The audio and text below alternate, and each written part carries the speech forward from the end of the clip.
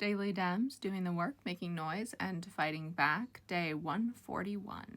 Today, for the second day of Kevin Mullins repping the rep, we have a question he asked during the 2026 Department of Energy budget hearing in the Energy and Commerce Committee last Tuesday. And he asked why Republicans are trying to get rid of all programs that lower the cost of utilities for average Americans. Today was the beginning of the second week of the DNC's daily blueprint.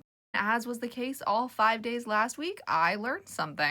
I learned that Alex Padilla is leading the entire Senate Democratic caucus in demanding DT remove the military from LA. I learned that the town hall for vets in Minnesota that happened Friday, that was hosted by the DNC and the DFL, went really well and was actually former VA Secretary Dennis McDonough's first time speaking out since he left the Biden administration. And I learned that Iowans are protesting outside of Joni Ernst's office. So much so that the Democratic Senatorial Campaign Committee put out a press release. Stacey Plaskett, delegate for the Virgin Islands, has today's Democratic Daily Download.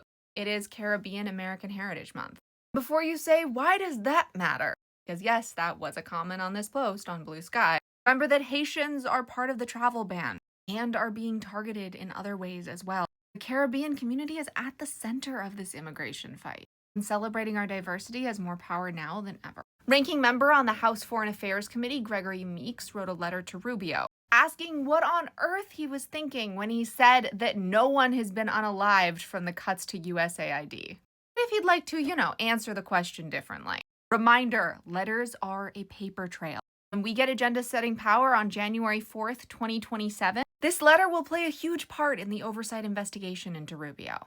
Don Beyer asked Scott Bessent in a Ways and Means Committee hearing last week why he doesn't care that Americans are getting hurt as the economy is destroyed. Because it's Gun Violence Awareness Month and given what happened this weekend. Becca Balin explains a provision in that horrible budget bill that would deregulate silencers. Because that's what we need right now. And finally, last Thursday, in the sham oversight hearing with Democratic governors, Dan Goldman called out James Comer for lying about Padilla mere hours after it happened. And all Republicans for just being okay with DT's lawlessness.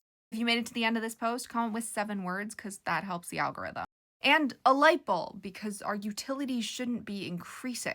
If you watched or read any of the stories, comment with what you learned. And a coffin because, yeah, people have been unalived by the cuts to USAID. No matter what Rubio says. Our voices are our superpower, but only when we use them.